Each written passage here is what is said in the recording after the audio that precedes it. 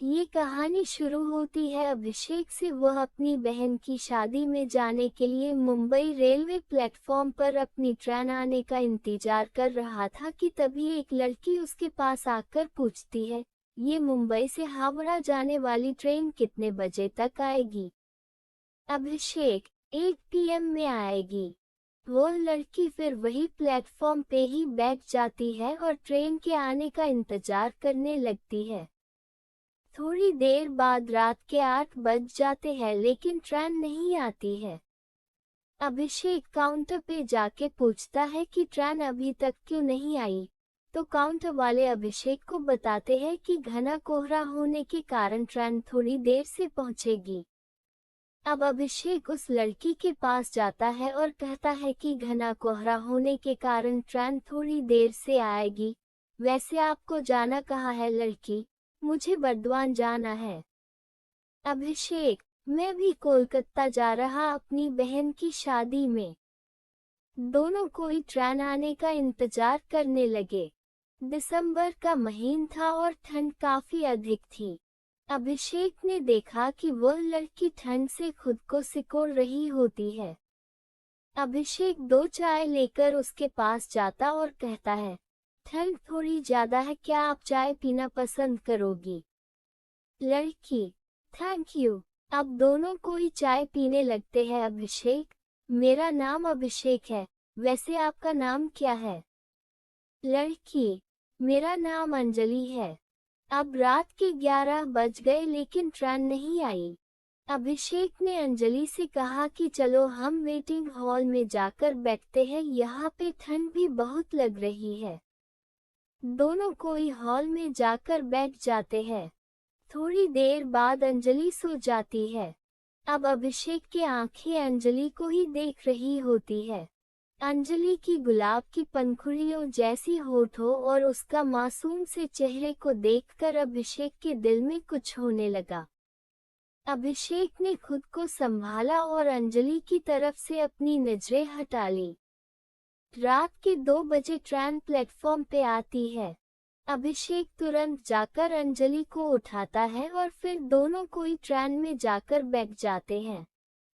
अंजलि अभिषेक से पूछती है, आप मुंबई में क्या करते हो? अभिषेक, मैं एक कंपनी में सेल्समैन की जॉब करता हूँ। और आप क्या करते हो? अंजलि, मैं अभी मुंबई से होटल मैनेजमेंट की पढ़ाई कर रही हूँ। दोनों एक दूसरे से बातें करने लगे और बातों ही बातों में अंजलि ने अभिषेक से पूछा कि क्या आपकी शादी हो गई है? अभिषेक मुस्कुराते हुए कहता है, नहीं अभी तक तो नहीं हुई। अंजलि, आपकी कोई गर्लफ्रेंड? अभिषेक, नहीं मेरी कोई गर्लफ्रेंड भी नहीं है, वैसी कोई लड़की मुझे मिली ही नहीं।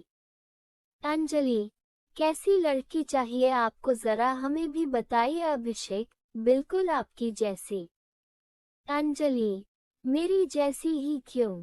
अभिषेक, आप बहुत ही प्यारी और मासूम हो और आपकी ये प्यारी प्यारी बातें मुझे अच्छी लगती हैं। अंजलि, अच्छा जी ये बात है, तो चलिए अब हम आपके लिए कोई मासूम ही लड़की ढूंढती हूँ। आप अपना फ़ोन नंबर हमें दे दो ताकि लड़की मिलने के बाद कांटेक्ट हो सके। अभिषेक तुरंत अपना फ़ोन नंबर अंजलि को देता है। थोड़ी देर बाद अंजलि सो जाती है लेकिन अभिषेक को नींद ही नहीं आती है।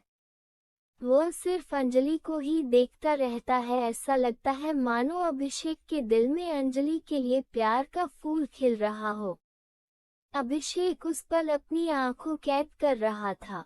वह सोच रहा था कि क्या पता फिर कभी अंजलि से मुलाकात होगी या नहीं।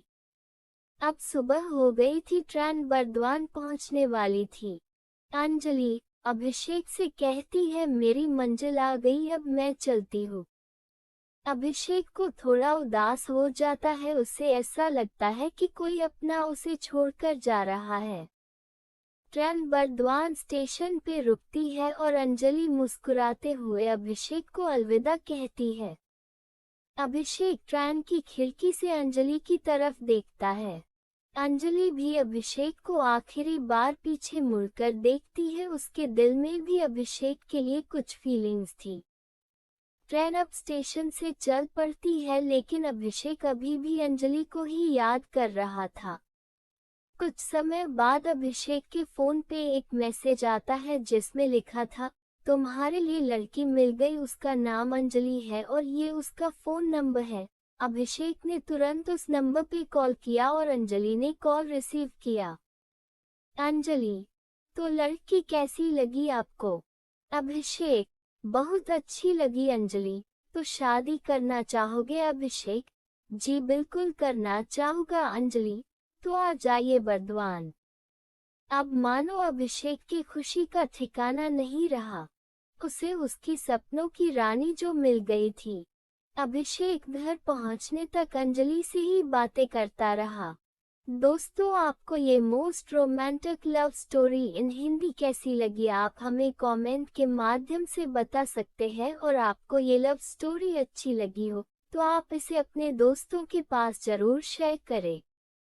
धन्यवाद।